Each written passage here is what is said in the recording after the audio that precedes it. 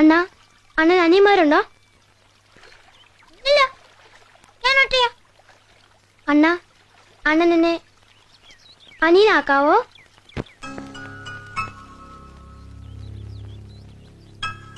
ആക്കാവോ അണ്ണാ? അതെന്തിനാടാ?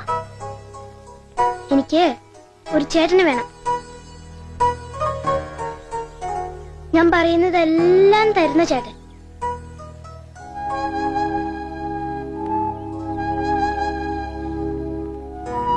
സമ്മതിച്ചോ?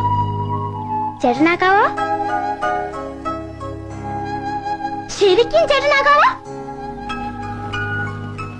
ഞാൻ പറയുന്ന എല്ലാം ചെയ്യണം.